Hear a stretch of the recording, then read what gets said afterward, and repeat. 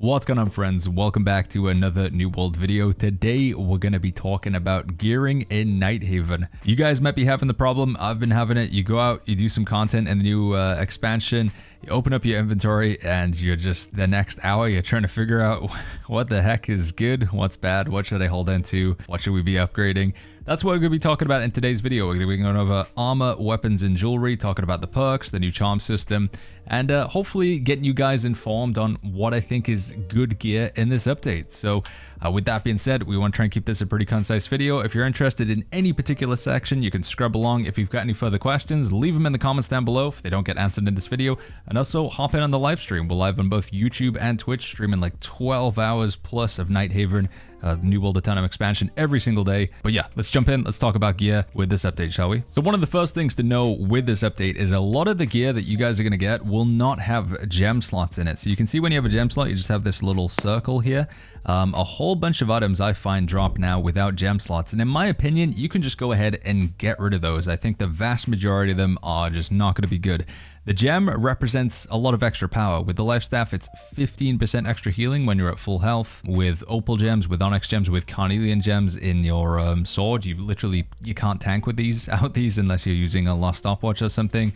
In your armor, it represents a huge amount of incoming damage reduction. So yeah, I think having a gem slot in your gear is a huge important deal. So one of the first things we can do here is we can just go through and get rid of these. We see that we don't have a gem slot in them, so we'll get rid of that, get rid of that, get rid of this. You guys get the idea. I think that's step number one that can immediately sort of cut your decision making in half. Is just if it doesn't have that little gem socket icon, you can go ahead, you can salvage it. Step number two to figuring out what gear is good and what gear is bad that you've just collected is taking a look at the fixed perks on the item. Now, I know you're probably saying, what the heck is a fixed perk, Baggins? It's basically how the perks have worked in the game for the longest time.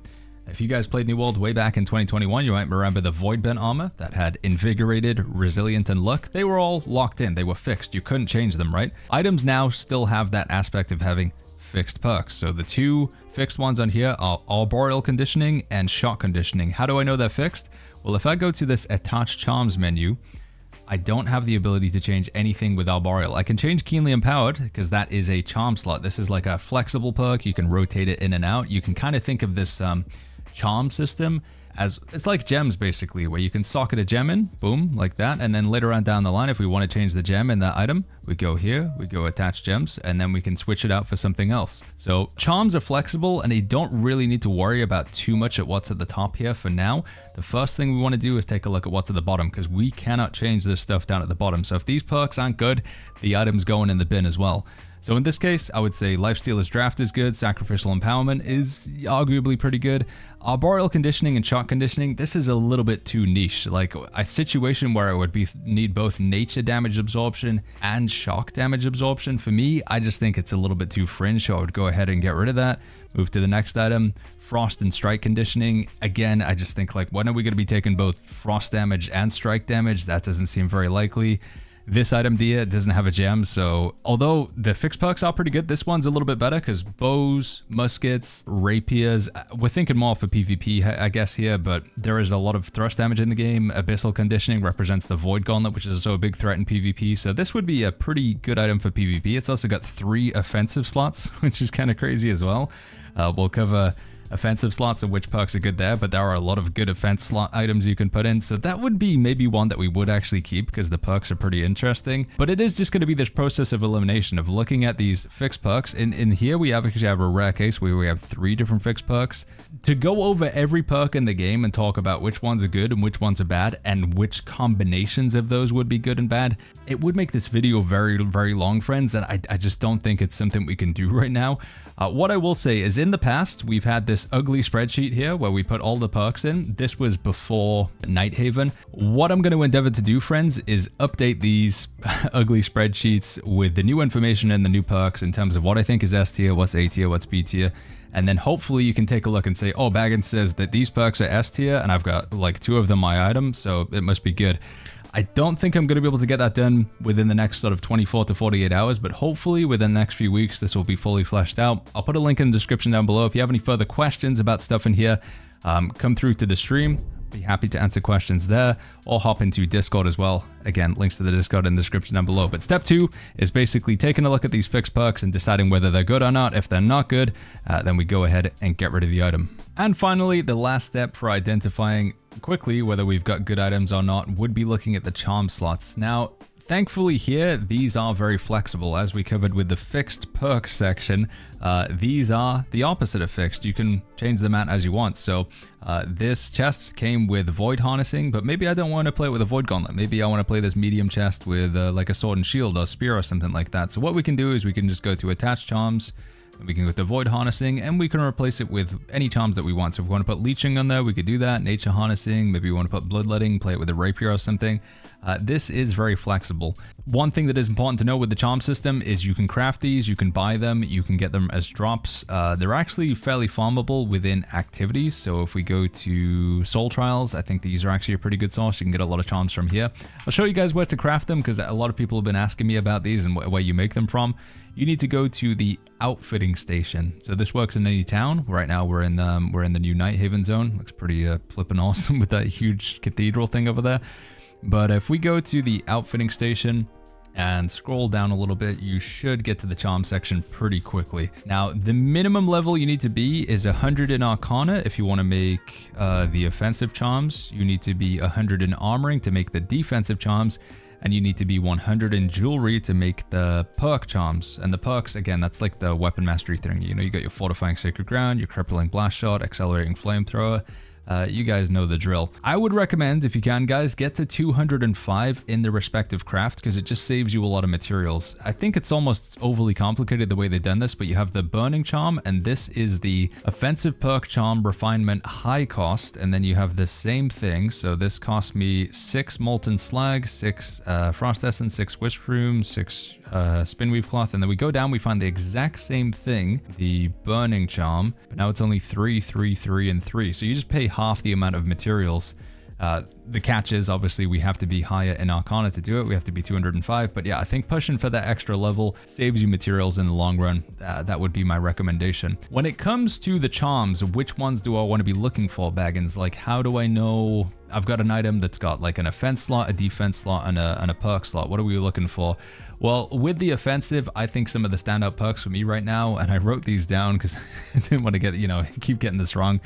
Vicious, I think, is good. You can have up to 5 of these, so slotting these across 5 different items is pretty awesome. I would say Keen is a good one as well. I think, again, this is a 5-stack max. Keenly Jagged is something that you'll only want to have 1 piece of gear, but it is pretty good for the extra bleed. Keenly Empowered is also, again, another one of, but that would be another good offensive charm to either look for or to socket into an item. And then also Leeching, specifically if you're playing solo, but also for catacombs and stuff like that. Leeching can be pretty good for the lifesteal. Those are some good offensive charm slots. When it comes to defensive charm slots, some of the standout ones for me right now are Enchanted Ward, just reduces a lot of damage. Light and heavy attacks make up so many types of damage in the game. You can go to like New World Buddy and look up dungeons, and all of the enemies are coded with light and heavy attacks. Divine is another excellent charm to increase your incoming healing. If you have a healer healing you, they can just heal you for more with Divine. Wellness is like the old-fashioned health, except this increases your max health. So it's not off of your base health, it's your overall like max health. So I think Wellness is another fantastic perk with defensive slots. And then finally, I would also recommend taking a look at Keenly Fortified as a one of. You only need one of these.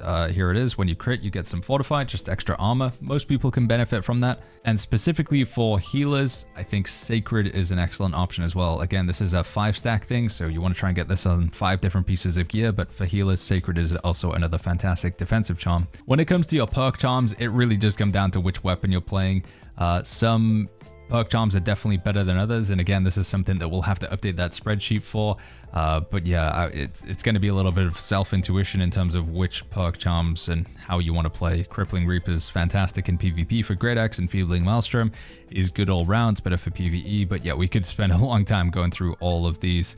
I wanted to try and keep this video fairly concise. I also briefly wanted to have a segment specifically just for jewelry here, because there are some somewhat changes or notable things that you wanted to look for when it comes to jewelry. It follows the same system as we have with our armor, where you have the fixed perks down at the bottom, and then you have your charm perks up at the top, and the charm perks you can change, the fixed perks you can't. When it comes to amulets, I'd say look for protection perks as the #1 priority. durability, slash protection, thrust protection, flame protection, any of the sort of common damage types that you're going to take. Those are fantastic. Interestingly enough, amulets can have multiple protection perks now. I'm not sure if that's intended, but if you can get an amulet with like slash, strike, and thrust protection, that just covers you against all of the physical damage in the game. That's pretty bonkers. There's also amulets that have the health perk on them. So if we just go to the trading post to give you guys some visual examples, if I sort by 730, and we'll talk about how you can craft some of these as well, just a little bit later on in the video. Let's sort by maximum price. So let's see what's standing out here. These perks are pretty good. Health and stamina recovery. So I think health with a protection perk or stamina recovery with the protection perk, or as we say, just two different types of protection perk. That would be pretty awesome as well. Moving over to rings, there are some interesting perks that you can now get on rings as well. The damage perk, so thrust damage or fire damage or strike damage. The damage perk that's relevant for your weapon, that's still going to be a good choice just to give you more damage. They also added in a new perk called Enchanted Attacks. Just makes you do more damage with your light and heavy attacks, specifically with melee weapons. I think that's a good one to go for. Sword and shield, or even the great sword. Healing Breeze is still the go-to for healers. I've also seen Sacred is on here as well, so I think my ideal ring as a healer is going to be Healing Breeze and Sacred. But this is another good example that would be good for something like a rapier, where we've got thrust damage and enchanted attacks. They got rid of the Hearty perk, in case you guys are wondering what happened with Hearty. It's just gone now, so Hearty is in by default. But yeah, when it comes to the ring, I'm just going to list them off real quick. I don't know if we can show all of them on the screen, but the damage perks, so we're talking like thrust damage, strike damage, slash damage. There's a perk called Enchanted Attacks. In fact, let's go to the perk search here, and then we can show you. So Enchanted Attacks, this looks to be pretty awesome. I would also say Enchanted Skills is also a good one as well. You do extra damage with your abilities. Enchanted Totality, you just do extra damage with everything, but it is just your base damage as opposed to this one over here. It still might be better though, Enchanted Totality. This is one of the things where we're going to need to test the numbers. At this time of recording, we've only spent about 48 hours playing the update. Cursed Enchantment is another perk that looks to be pretty good on your ring. Increases the damage of your base attacks, but then reduces your ability damage. So this, for me, screams like Greatsword. Greatsword does a lot of damage with basics, and it's not really that ability forward. And then obviously we talked about the Healing Breeze and the Sacred specifically for healers. And then finally, we have the earring slot. One must-have perk that I think you always going to go for on the earring is Refreshment. They got rid of a lot of cooldown reduction in the game now. There's no longer refreshing on your armor, refreshing move on your weapons. A lot of that stuff is gone on the new items, but Refreshment is a great way to get some cooldown reduction, so I think that's a must-have perk. Fortifying Toast is also quite excellent. Healing Heart is got a bit of a buff. It's much better now. It gives you 7.2% of your max health every second. It used to just be one stop heal, but now it's like continuously for 3 seconds. So I think Healing Heart and Refreshment is good. Refreshment and Fortifying Toast is pretty good. And then specifically for those of you very interested in the PvE side of things, the old Despised is pretty good in conjunction with the Regeneration. That's going to be great for your tank. This is a fantastic tank earring here. There is also, they brought back an old perk, Beloved. So for those of you healing or doing damage in mutated expeditions or raids, Beloved means you're less likely to pull threat away from the tank. So that's also a good perk for people to be looking for in PvE. And finally, let's quickly talk about weapons. Now, unlike with armor and amulets, we can't really just tie a neat bow on this and say this is good and this is bad, because there are a lot of different weapons in New World, and each one has its own particular playstyle where it prefers certain perks than others. But if we just go take a look through the trading post, you can get an idea when you sort from high to low of like what's valuable and what's not valuable. One thing that's interesting with Nighthaven is you can get multiple attunement perks. So in this case, it's Frost Attunement twice, which it doesn't even make sense to me. I don't understand how this is happening. But yeah, I have a Void Gauntlet right now, which has both Flame Attunement and Frost Attunement. So every time we hit somebody, we get a trigger of Frost and we get a trigger of Fire, which is doubling up the Heart Rune charge that I get, which is really nice. So I think if you can get an item with double attunement on it, you're onto a bit of a winner there. I think the other standout perks are perks that have historically been good for a while now. We take a look and we see things like Sundering Stacks, Alternating Enchantment. There's a new perk that they added that's very good for Spear, in my opinion. It's called End or something like that. I saw it just a moment ago. Here it is, End 2. Ability base damage increase, and you do more damage with your light attack chain. So the final attack and a light attack chain. Spear just as a jab, jab, jab, jab. So the second attack is basically always doing 9.6% more damage, which is pretty crazy. So I think End is a fantastic perk. Sundering stacks, as we say. And then if you can find that some weapons do have their weapon perks on them as well, and it's not part of the charm, I think that's also like crazy strong. But like I say, with Weapons Friend, this is such a nebulous topic because there are so many different weapon perks and so many different weapons that I can't give you guys a neat bow. All I can say is if you have any particular questions like Baggins, I found this weapon with these perks on it, what do you think about it? Either ask in the comments down below or just hop into the stream, and you can also refer to this perks tier list when we have updated. Again, there'll be a link to that in the description down below. Last thing for this video, I wanted to briefly touch on crafting in the Nighthaven expansion. A lot of people say, is crafting any good? The answer is yes, in my opinion. Most of the gear that I'm wearing right now is crafted stuff, but if we wanted to craft some more, how would we do it?